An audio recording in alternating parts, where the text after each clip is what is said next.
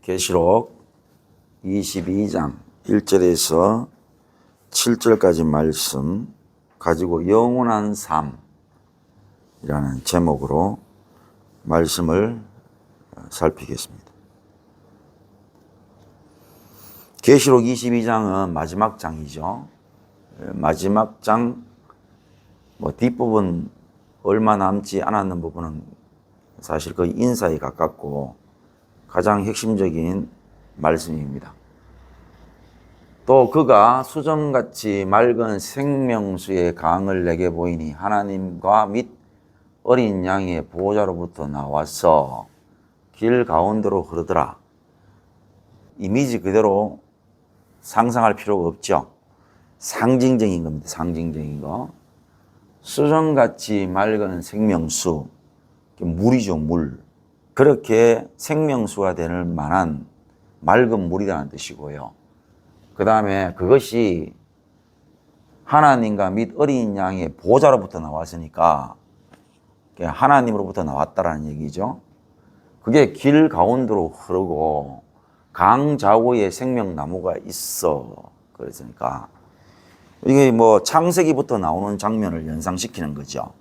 이게 에덴 동산이 큰 네 강 줄기의 영향 아래에서 에덴 동산이 창설된 것처럼 강이 있어야 됩니다. 그래서 문명이 발달할 때는 항상 강을 두고 문명이 발달하죠. 그래서 메소포타미아 문명, 중국의 항아 문명, 전부 다 강을 다 끼고 문명이 발생을 합니다. 다시 말하면 강이 없으면 생명을 가져다 줄 수도 없고 그리고는 유지도 안 됩니다. 이것도 그런 의미이죠. 그러니까 지금까지는 어떤 물이 흐르는 강이 있어야 육신의 생명을 유지할 수 있지만은 여기 이제 영생이죠, 영생. 영생의 생명수가 흐르는 그 강을 두고 좌우에 생명나무가 있는 거죠. 그래서 마치 다윗이 노래한 것처럼 시냇가가 있고 시냇가의 나무가 늘 푸르고 아무리 가뭄이나 여러 가지 자연재해가 있더라도 늘 그 뿌리가 시냇가에 박혀서 신선한 물을 흡수함으로 나무가 늘 푸르게 자랄 수 있는 것처럼 예수님과 하나님, 삼위 하나님으로부터 나오는 생명수가 흐르고 좌우에 생명나무가 있다 그랬습니다. 그러니까 생명나무가 있는데 이 생명나무는 우리가 과거에 창세기로 돌아가면은 에덴 동산의 생명나무이죠.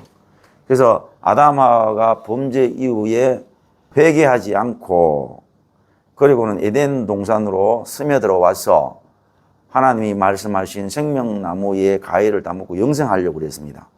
그래서 이것을 두드러 막기 위해서 하나님이 천사를 보내셔서 불검, 검이 아니라 검에 불이 붙은 검이니까 대단히 강력한 하나님의 통제를 의미하는 거죠.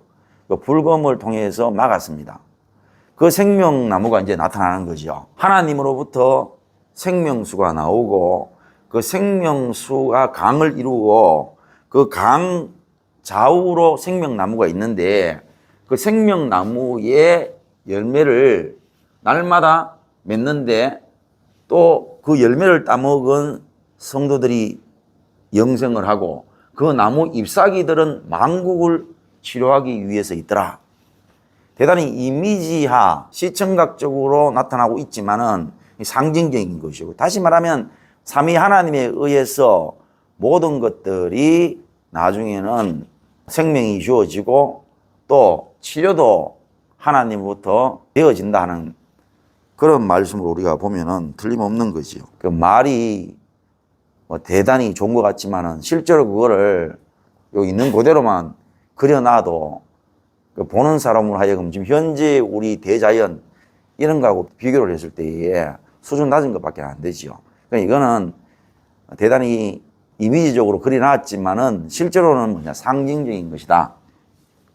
자, 중요한 거는 그래서 다시는 저주가 없다 그랬습니다. 하나님과 그 어린 양의 보호자가 그 가운데 있으리니 그의 종들이 그를 섬기며 그의 얼굴을 볼 터이요 그의 이름도 그들의 이마에 있으리라.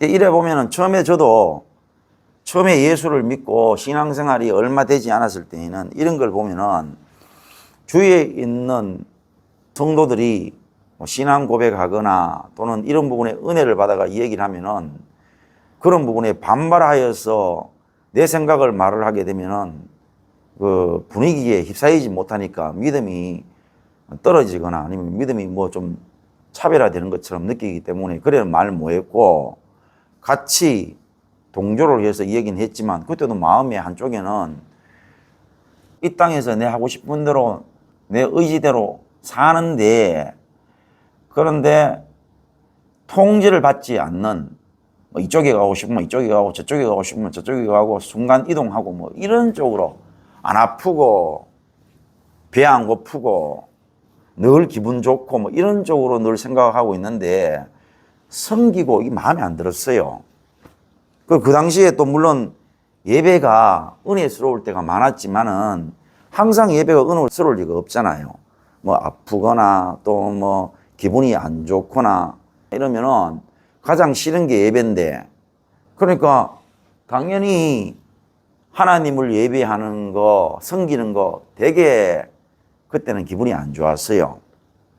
그런데 우리가 살면서 점점 진가를 알 때에 이제 사는 것도 내가 주장하고 내 마음대로 했다가 깨지고 부사지고 뭐 망가져가지고 회복하고 이런 것들이 점점점 싫고 섬긴다라는 것들이 그 진가를 드러내는 그런 감동들이 나이를 먹으면서 서서히 오기 시작해요. 그래서 그러면서 뭐를 깨닫느냐 하면은 우리가 불교에서 윤회한다. 윤회라는 말은 내가 지금 비록 개로 태어나거나 또는 소로 태어났다 할지라도 나중에 윤회하면서 그렇게 윤자가 뭐 바퀴윤이 아닙니까? 돈다라는 뜻이죠. 돌아서 그 다음에는 사람이 될 수도 있고 뭐 사람이 살다가 악한 짓을 하면 다음에는 원숭이나 개로 태어날 수도 있고 뭐 더 심하면은 더 안 좋은 것으로 태어날 수 있다는 거죠. 그래서 계속 돈다는 겁니다. 끊임없이 계속 돌고 도는 것이 그게 이 세상 이치다. 윤회 사상이죠. 근데 인생을 내가 오래는 안 살아봤지만은 이쯤 살고 나니까 만약에 윤회가 있다 그러면은 참 골 때리는 거예요. 괴로운 인생입니다. 살아보니까 너무 괴로운데 또 산단 말이야. 과거에 어른들이 그 당시에 70대, 80대 분들이 내가 이제 새파랗게 말입니다. 파릇파릇하게 10대에서 20대쯤 됐을 때에 그 어른들이 뭐 인사를 같은 거 하면은 뭐라고 대답을 하셨냐 하면은 아이고 나도 참 니 때 같은 때가 있었는데 딱 니 나이 같으면 내가 날고 기겠다 이거잖아. 그때 이 얘기를 들어보면은 다시 해춘했으면 하는 그런 말, 그런 인사들이 상당히 많았거든요. 부러워하는 그런 얘기를 많이 들었는데요. 근데 거짓말 했더만, 내가 살아보니까 젊은 사람이 안 부러워요. 젊은 사람들 보면 어떤 생각이 드느냐. 내만큼 오려고 하면은 겪어야 될 많은 일들이 있는데 그걸 생각하면요. 가슴이 아파요. 어떻게 다 겪을래? 또 제가 이 길을 가면서 우리 모친 같은, 우리 부친 같은 연세의 어른들을 보잖아요. 그래, 이래 보면요. 가슴이 절절해요. 그래, 걸음을 걸으시는 그 장면이나 걸어서 가는 속도 같은 걸 보면은 너무너무 느리게 가죠. 그러면 옛날에 철없을 때는 저렇게 걷지도 못하는 분이 나와가지고 말이라 찾기를 걷느니 많이 가고 이래 버릇없는 얘기를 했는데 지금 보면요. 그게 곧 내가 겪어야 할 장면으로 와닿는다 이 말입니다. 그래 보면은 한편으로는 가슴이 절절하지만 또 한편으로는 뭐냐. 저분은 내가 겪어야 될 시간을 이미 겪고 있구나. 나는 앞으로 겪어야 되는데 그 인생 살아보니까 괴롭더만. 만약에 다시 네가 태어나서 다시 살 수 있는 기회를 준다면은 너 다시 한번 태어날래? 그러면 저는 안 할 겁니다.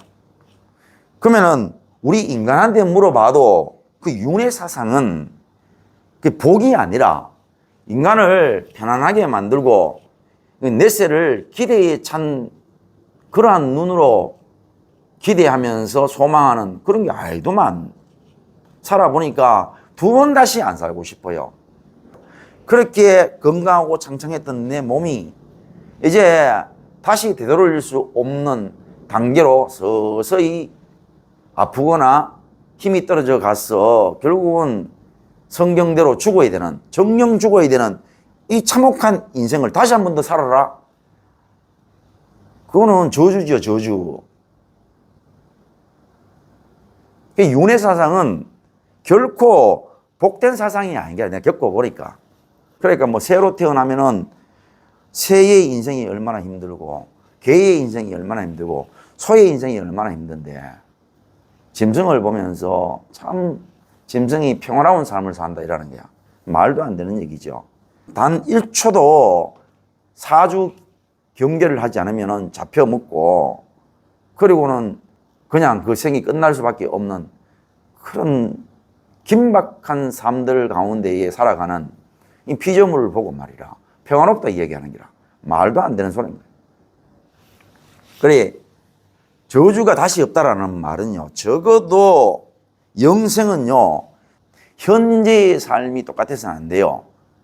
현재의 세계처럼 윤회가지는 안 됩니다. 그렇게 뭐 왕가에 들어가 보지도 않고 짐승으로 태어나 보지도 않았는데 이 세상이 이렇게 고달프고 힘든데도 참으로 살만한 세상, 또 살고 싶은 세상, 찬란한 세상으로 거짓말을 하더라는 거죠. 사람만 봐도 아닌데 예수님이 이 땅에 처음에 오셨을 때에 시공을 초월하지 못하는 몸, 다시 말하면 시간과 공간을 초월하지 못한다. 같은 얘기죠. 그래서 반드시 시공은 하나이죠, 하나. 그러니까 공간을 초월하지 못하면 시간을 초월하지 못하고, 시간을 초월하려고 하면 공간을 초월해야 됩니다. 그러니까 예수님은 부활하실 때 시공을 초월하셨거든요. 제자들이 다 같이 모여 있는데 문을 닫아놨는데 방 한가운데에 나타나셨습니다. 갑자기 예루살렘에 계시다가 여리로 내려가는 두 제자들 가운데 나타나셨죠. 그러니까 시공을 초월하셨습니다. 그러니까 적어도 우리가 다음에 영원한 삶을 살 때의 우리의 모습은 시공을 초월해야 됩니다. 그래야만이 저주가 없습니다. 이런 몸을 가지고서는요, 아플 수밖에 없습니다. 이 몸을 가지고서는 방법이 없어요. 그리고 섬긴다 그랬습니다. 그때 내가 마음에 안 들었다 그랬죠. 우리가 다 깨지고 박살나는 것들은요, 누구를 섬기지 않기 때문에 그래요. 내 육신을 섬기고요, 내 감정을 섬기고, 내 뜻을 섬기고, 내 마음을 섬기기 때문에 일어나는 일들은 전부 다가 내가 하자는 대로 다 하면 다 깨지게 돼 있습니다. 그래서 우리가 정말로 복을 받으려고 하면 누구를 섬기지 않으면 안 돼요. 섬긴다라는 말은요, 그의 말을 따른다는 것입니다. 그러니까 하나님의 말씀을 따르며 그의 얼굴을 볼 터이요, 그의 이름도 그들의 이마에 있으리라. 정말로 친숙한 상태가 되어버린 거죠. 얼마나 친숙하냐, 얼굴을 서고 맞댈 수 있을 정도로 친해버립니다. 이 장면이 어디에 나옵니까? 출애굽기에 나오지요. 모세가 하나님과 너무나 친숙했기 때문에 서로 얼굴을 보는 그러한 관계로 묘사를, 물론 얼굴을 막 보면서 얘기했다는 뜻이 아니지만은 그만큼 친숙한 상태를 그렇게 표현을 했습니다. 다시 밤이 없다 그랬습니다. 등불과 햇빛이 쓸데없으니 이는 주 하나님이 그들에게 빛이심이라. 그들이 세세토록 왕노릇한다. 그러니까 지금 현재의 태양이 그때도 과연 있을 것인가 하는 부분에 대해서는 저도 당연히 알 수가 없고요. 이 태초의 빛, 그 태양빛이 아닌 그 빛이 있으라 할 때 그 빛을 말하는 겁니다. 이 하나님 자체가 빛이지요. 그 빛에 의해서 살아가게 되는데, 만약에 저 빛이 있으면은 태양빛이 필요하겠는가? 또 태양빛은 현재 이런 육신이 살아가는 데 있어서 당연히 있어야 되고 없으면 안 되는 것이죠. 근데 그때는 어떻게 되느냐? 좌우한 하나님의 그 빛 때문에 밤이 다시는 없겠고 등불과 햇빛이 쓸데없다 그랬습니다. 그러니까 현재 우리가 보고 있는 태양이 없을 수도 있지 않겠는가, 이렇게 조심스럽게 생각을 해봅니다. 또 그가 내게 말하기를 이 말은 신실하고 참된지라 주 곧 선지자의 영이에 하나님이 그들의 종들에게 반드시 속히 되어질 일을 보이시려고 그의 천사들을 보내셨다. 반드시 이루어지고 속히 이루어집니다. 안 믿는 사람들이 어디에 많이 투자를 하냐면요, 골동품에 많이 투자를 합니다. 근데 그 골동품이라는 게 오래된 걸 말하잖아요. 가령 조선시대에 쓰던 물건 가만히 보고 있으면 야, 이게 현재 내가 만지고 있지만 조선시대에 어떤 사람이 실제 썼다는 얘기 아니야. 이제 세계사로 넘어가니까 뭐 기원전으로 넘어가고, 또 뭐 가령 창세 때 노아 방주가 뭐 발견되었다 기사고 이런 걸 보면요, 처음에 저도 그런 걸 보면서 이야, 정말 고고학적인 유물에 대해서 되게 심취할 수밖에 없는 그 매력들이 있었는데, 그거 왜 그러냐? 신앙이 어리거나 신앙이 없으면 그래 됩니다. 그래서 안 믿는 사람들은 주로 이런 오래된 물건에 대해서 관심을 많이 가집니다. 오래된 물건에 왜 관심을 많이 가지냐면 오래된 물건일수록 많이 없습니다. 희소성의 가치지요. 그런데 그 물건이 사용이 되느냐? 거의 사용이 불가합니다. 그러나 그것을 가지는 이유는 뭐냐? 희소성의 가치에 의해서 남들이 안 가졌기 때문에 부르는 게 값이죠. 그래서 그거에 이제 빠집니다. 근데 조금 나이를 먹고요, 내세에 대한 관심을 하나님으로부터 얻게 되니까 오래된 물건에 대해서 관심이 없어져요. 자꾸만 어떤 생각이 드느냐면요, 자다도 이렇게 생각하면요, 아담과 만나요.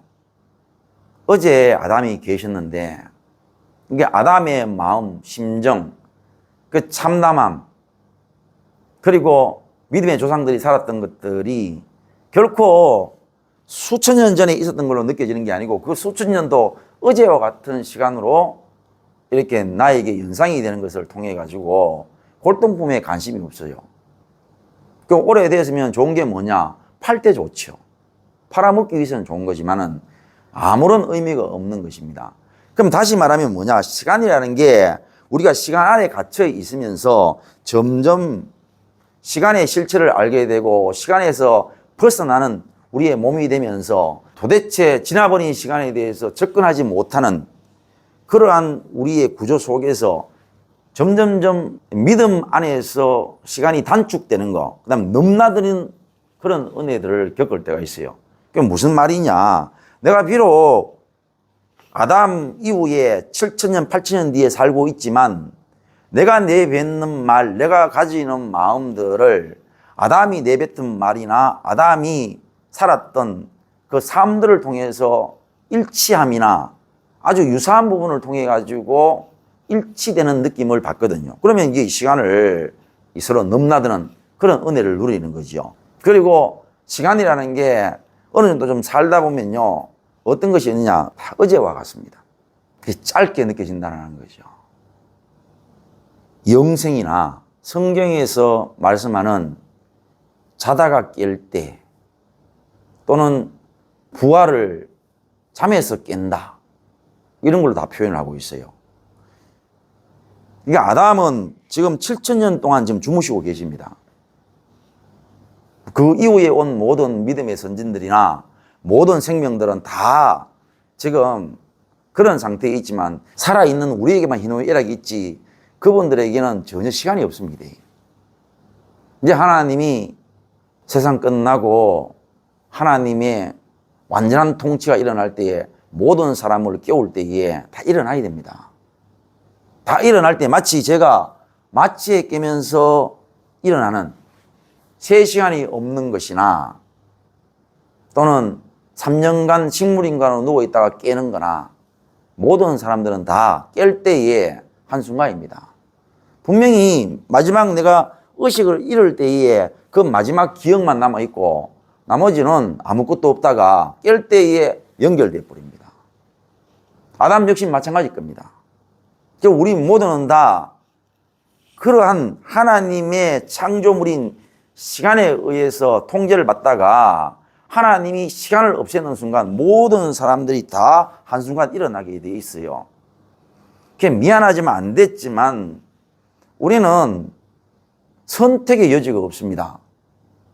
만약에 하나님이 없고 불교가 얘기했던 윤회 사상이 맞으면 우리 이제 골 때립니다. 왜? 또 살아야 됩니다. 또 고통을 느껴야 돼요. 그런데 그게 아니라 그러면은 모든 인생들은 다 일어나게 되어 있습니다. 천년만년 살 것처럼 살아라 하잖아. 그 말은 백날 네가 여기서 네가 맞다, 네가 옳다, 네 삶을 주장하고 그렇게 사봐도 얼마 안 갑니다. 내 말은 뭘 말하고 싶으냐? 늘 보고 있으면은 그 인생이 길 것 같아요. 근데 그렇지 않습니다. 한순간 끝나버립니다. 그런데 그게 인생인데 말입니다. 그렇게 인생을 오래 살 것처럼 생각을 해요. 그리고 해결을 안 합니다. 끝까지 자기가 맞다는 거야. 그래가지고 살아있는 내내 뭐냐? 자기를 감추는 게 일이야. 그러니까 하루 더 살면 하루 더 감추는 거지. 참 불쌍한 삶을 사는 거죠. 천년만년 살아라 하잖아. 여러분 어차피 그래 살아도 언젠가는 뭐냐? 한순간 보이지 않는 존재가 되어버립니다. 그냥 이 땅에서 병들어 죽기 전에도 사고사로 죽어도요 그렇고요. 지가 직접 목숨을 끊어도 그래요. 그 다음부터는 못 봅니다. 다시는 못 봐요. 그게 인생입니다. 그런데 늘 해결하고 늘 해결할 수 있으리라고 생각하는 그런 인생. 끝까지 자기나 속이고 끝까지 왜든지 말입니다. 자기를 감추는 삶 끝까지 인정하지 않고 오늘도 왜든지 자기 자신을 들키지 않으려고 그렇게 살아가는 거. 천년만년 이 땅에서 살아라 하잖아. 천년만년 못 삽니다. 그냥 다 얼마 지나면 사라집니다. 그리고는 무엇이 오느냐? 오늘 우리 본문에서 봤던 것처럼 영원한 삶이 와요. 이 영원한 삶은 복이라고 말한 적이 없습니다. 제가 이야기하잖아요. 윤회가 복이냐? 윤회가 복이면은 그래 해라 안 하나? 너 스스로 복이라고 얘기하고 너 스스로 윤회하라 하잖아. 그게 복이라고 만들어낸 게 뭐냐? 윤회 사상이야. 그런데 진짜 복은 뭐냐? 그냥 사라지는 거요. 사라지는 게 최고 복이요. 다시는 나라는 존재를 인식할 수 없는 상태. 다시 말하면 소멸. 없어지는 것입니다. 없어지는 것이 최고의 복입니다. 누구에게 있어서? 죄인에게 있어서요. 그래서 죄인들이 그러지 하잖아. 이 세상 불절을 보고 지도 같이 죽어본다. 뭘 믿기 때문입니까? 소멸을 믿기 때문입니다. 그래서 보잖아요. 묻지마 살인해버립니다. 영원한 소멸이 있을 거라고 생각하고 죽어버리는 겁니다. 그래야 된다면 참 믿는 우리는 불쌍한 거야.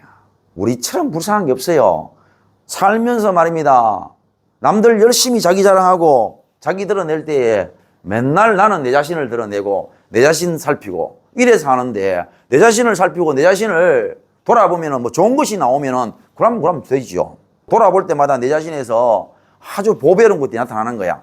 내 자신 속에서 정말로 긍과 은이 막 나타나는 거지. 그러면 돌아보지. 근데 첫날마다 돌아보면 맨날 더 악한 것, 더 더러운 것만 나타나는데 남들은 있어도 없어도 맨날 있는 척 하면서 맨날 자기 좋은 거 드러내는데 우리는 맨날 그래 살다가 죽으면은 아무것도 없어지고 영원한 소멸인데 참 우리만큼 불쌍한 게 없는 거야. 사도 바울이 얘기한 것처럼 다시 사는 것이 없으면 가장 불쌍한 삶을 살았다 하잖아. 그렇거든. 진짜로 영원한 삶이 없다면 가장 불쌍한 삶이야. 근데 영원한 삶이 있으면 가장 처참한 삶을 살 수밖에 없는 거죠. 왜? 영원한 삶은 가장 처참한 삶입니다. 그래 끝내보려고 끝냈는데 다시 눈을 뜨는 거지. 미치는 겁니다. 이 영원한 삶은요, 한 무리는 미치는 것입니다. 한 무리는 정말로 저주가 없고 영생하는 것입니다. 우리가 영생하려고 그러면요, 성령을 통해서 우리가 예수를 때려 죽일 수 있는 죄인 중에 죄인이라는 사실을 인정하는 것이 그게 뭐냐? 세월을 아끼는 것입니다. 우리는 여기서 끝날 것 같으면 신앙생활을 말아야 돼. 죄인도 영원한 삶을 삽니다. 죽고 싶어도 못 죽습니다. 그게 성경입니다. 이제 이 나이 되니까 옛날에 어른들이 다 거짓말을 했더만. 뭐냐, 괴로워요. 살아보니까.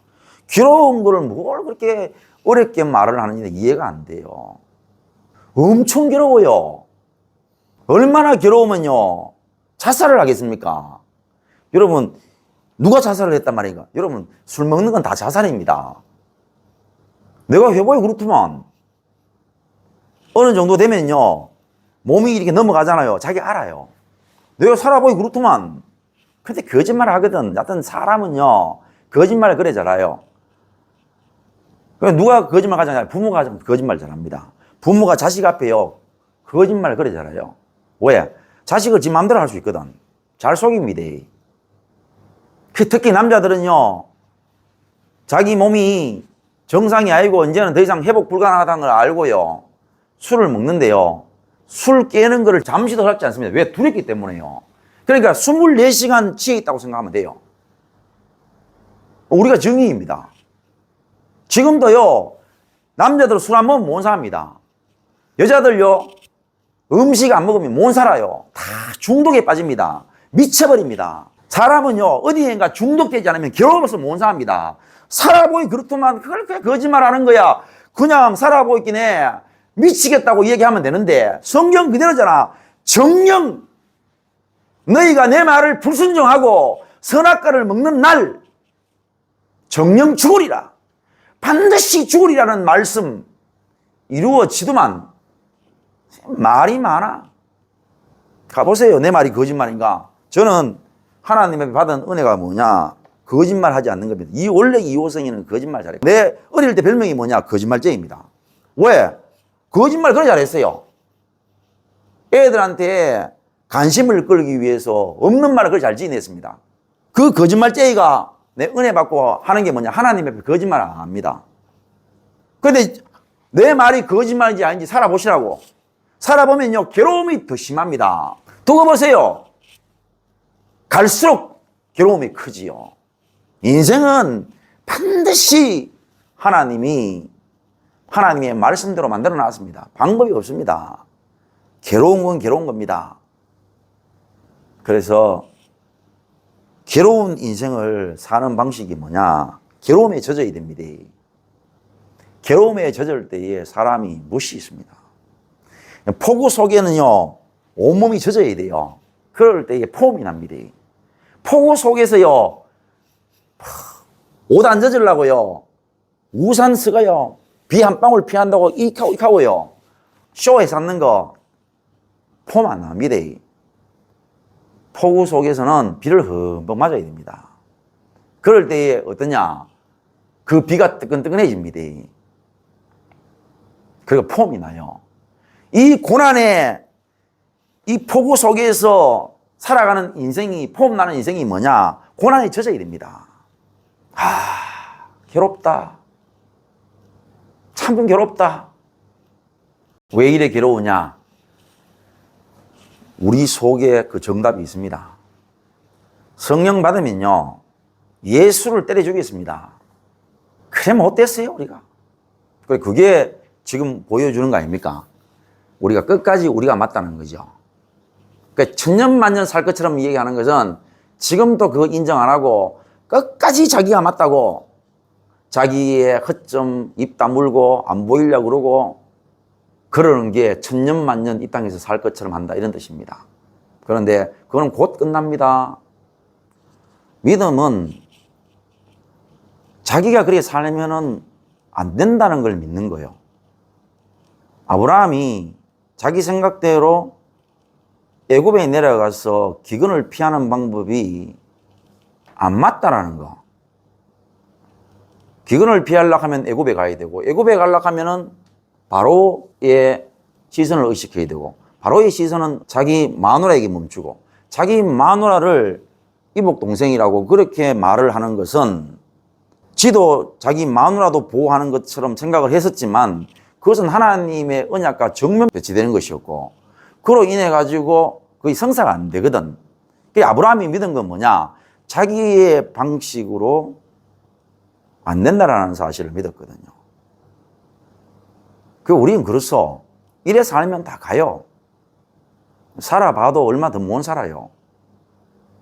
그런데 천년만년 살 것처럼 여기에서 자기나 감추고 끝까지 맞는 거 아니라 하고, 그거 참 처참한 삶입니다. 인생 괴롭습니다. 그런데 언제 소망이 생기느냐? 괴로울 때 소망이 생깁니다. 아무리 거짓말 하려고 해봐라. 여러분, 지금 사는 게 너무 좋은데 소망이 생길 리가 있습니까? 소망이 언제 생기느냐? 지금이 너무 고통스러워야 생기는 겁니다. 이 세상이 너무나 고통스러워야 소망이 생기는 겁니다. 거짓말 자꾸 치잖아요. 예수 믿고 복 받고 즐겁고 감사하듯 하잖아. 물론 그것은 우리의 죄를 심각하게 깨닫고 은혜 받을 때에 감사하지만요, 늘 우리는 어떠냐? 죄 가운데에서 고통 중에 있는 겁니다. 인생 괴롭습니다. 왜 그러냐? 알고도 안 돼요. 내가 이래 살면 안 된다 하는 거 알아요. 반드시 내가 이 사는 방식이 고통을, 어려움을 만들어낸다는 사실을 압니다. 그래도 안 돼요. 전환을 할 수가 없어요. 그래서 알아도 몰라도 고통 속에 들어가는 거예요. 그것을 인정할 수 있는 유일한 힘, 파워는 뭐냐? 성령입니다. 성령이 우리 가운데 안 오시면 안 됩니다. 추워도 안 됩니다. 아무리 알아보십시오. 내가 인정을 하는가? 유일하게 인정할 수 있는 것은 하나님이 나한테 힘을 줘야 됩니다. 성령을 통해서 내 자신의 진정한 모습, 악한 모습, 더러운 모습이 확인이 되어져야, 그래야 인정할 수 있는 겁니다. 그러면은 이 땅에서 어떻게 되느냐? 고통을, 고난을 흠뻑 받는 사람이 됩니다. 여러분, 고난과 고통을 흠뻑 받으면요, 어떻게 되느냐? 사람이 좋아집니다. 오늘 기도가 뭐냐? 기도 그거밖에 없습니다. 하나님, 괴롭습니다. 근데 괴로울 때마다 괴롭다 하지요. 괴로운 걸 숨으면 안 됩니다. 여러분, 괴로움에 미학이 있어요. 괴로움에 역설이 있다. 괴로운 것을요, 괴롭게 받아봐요. 정말로 살만합니다. 괴로운 걸 자꾸요, 거짓말로 띄우고요, 자꾸 피해보세요. 괴로움 못 삽니다. 거짓말은 사람을 고통스럽게 만듭니다. 하나님 앞에 있는 대로요. 내가 유일하게 고통을 견뎌낼 수 있는 비결이라 그럴까요? 흠뻑 젖습니다. 기도해보세요. 얼마나 기도가 풍성해지는가. 괴롭습니다. 특히 잠 안 올 때 얼마나 괴로운지요. 지금 눈 떴기 때문에 내가 여러분 오늘 설교 시간에 설교하기 때문에 고통을 인지하지 못합니다. 그런데 다시 누워야 됩니다. 피곤해서 3시간, 4시간 깜빡 잡니다. 자고 일어납니다. 잠이 거의 다 채워질 만큼 채워지면요, 이제 내 안에 있는 열등감, 또 여러 가지 죄로 말미암는 비참함들 막 몰아칩니다. 어떻게 안 괴롭겠냐 이 말이죠. 괴로움 못 삽니다. 그때 여기에 뭐 있어? 하나님 앞에 하나님 괴롭습니다. 그러면은 그 괴로움이 얼마나 줄어드는지 죄인이 살만해요. 성도 여러분, 반드시 하나님의 심판대가 옵니다. 우리에게는 부활입니다. 심판을 받으러 가면 부활해야 됩니다. 누구든지 이 땅에 왔던 모든 인생들은 다 깨어나야 됩니다. 그리고 심판하십니다. 네가 한평생 옳다고 했으니 그 옳음에 대한 심판을 할 거고요. 한평생 자기를 돌아보면서 나는 예수를 때려 죽일 수밖에 없었고 때려 죽일 수밖에 없는 존재였고 그래서 때려 죽였다고 고백하고 인정했던 죄인들은 반드시 의의 심판을 받습니다. 그래서 영원한 생명, 다시는 저주가 없고 다시는 병드는 것이 없고 다시는 시공에 의해서 갇혀서 고통하는 이런 인생이 아닌 이거와 똑같은 돌고 도는 윤회가 아니라 완전히 다른 생명체, 예수님과 같은 성화되어진 시공을 초월하는 몸이 되어가지고 다시 저주가 없는, 병이 없는, 주림이 없는, 추위와 더위가 없는 그런 영생을 우리에게 약속하셨습니다. 이것이 없으면 믿음의 선진들 개죽음이었습니다. 뭐 필요합니까? 쇠가 빠지게 살고 영생도 없고 영원한 소멸일 것 같으면 그들이 가장 불쌍하고 우리가 가장 불쌍하죠. 하나님은 시건치 않는 분이십니다. 반드시 이루시는 분이십니다. 이제 오늘 이 종이 살아본 결과 이만큼만 살아도 많이 괴롭습니다. 인생 괴로운 거요. 괴롭게 사십시오. 웃음이 나옵니다. 그런데 괴로운데 마치 이 세상에 정말로 즐거움과 찬란한 삶이 있는 것처럼 속이는 거, 그래서 맨날 사람 앞에 웃고 사람 앞에 있는 일 없는 척하고 백날 즐겁게 살아봐라. 돌아와서 더 고통스럽고 그렇죠. 인생은 그런 게 아니요. 숨 쉬는 것 자체가 괴로워요. 갈수록 괴롭습니다. 성도 여러분, 돌아보는 삶이 가장 행복한 삶입니다. 한번 살아보세요. 그게 최고입니다. 그게 가장 덜 괴롭습니다. 돌아보는 삶이라 됩니다. 돌아보려면 성령님이 계셔야 됩니다. 성령님이 말씀하시는 그 말씀으로 돌아볼 때요. 그 감동으로 돌아볼 때 그게 진짜 우리의 모습이고요. 그 우리의 모습을 내어놓을 때 가장 죽을 것 같지만 그게 사는 길입니다. 한번 내보세요. 그게 진짜 기뻐요.